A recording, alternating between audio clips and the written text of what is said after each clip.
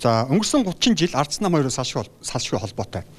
Гэхдээ Ардсан намын өнгөрсөн 30 жил оруулсан гол хувь нэмэр гэвэл та бүхэн юуг дурдах вэ? Цаашид Ардсан нам ямар бодлого чиглэлтэйгээр явах ёстой гэж та бүхэн за яг намын дараад нэр дэвч авах гэж боддог бай. Ардчилсан намын хийсэн бүтээсэн юм их байгаа. Тэ. Ер нь илүү одоо эрх чөлөөтэй, илүү одоо либерал тийм тэгээд бизнес эрхлэгчтэй дэмжсэн ийм одоо зоригтой шийдвэрүүдийг Ардчилсан нам гаргадаг гэдэгт бол би итгэж явдаг. Ардын нам бол илүү одоо хаасан, боосон, ийм дарангуулсан нэг ийм дээрлэгсэн бодлого явуулж байгаа гэдгийг бол ард түмэн харж байгаа. За би цаашид Ардчилсан нам яах вэ гэдэг дээр л одоо анхаарч байна. Энэ одоо манай толгойн өвчин болсон. Одоо хэн Ардчилсан намын дарга болох уу?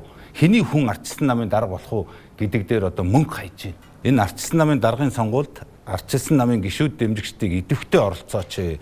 За мөнгө төгрөг хайж байгаа бол тэр чинь та нар тэрийг аваараа. За тэгээд энэ Ардчилсан намыг цаашдын сонгуульд авч явж ялалт байгуулж чадах тийм хүнд саналаа өгөөрэй гэж би бас Ардчилсан намынхныгаа уриалж байна. Ардчилсан нам ялах нь Монголын одоо ардчлалын Монголын одоо эх орны ард түмний одоо хувь заяатай салшгүй холбоотой болчиход байгаа.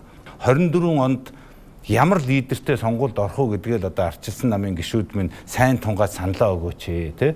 Ингэснээрээ одоо бид намаараа тий мөн одоо улс орноороо тий сайн сайхан одоо амьдрал төрөх юм аа. Тийм учраас би Ардчилсан намын одоо гишүүд дэмжигчдийг мөнгө авсан ч гэсэн саналаа одоо надад өгөөрөө би Ардчилсан намыг манлайлж авч орж тэмцэх зүрх сэтгэлтэй хүн шүү гэдгээ андгаалж байна. Ардчилсан намын даргад нэр дэвшигч Ламжавын гүн далай.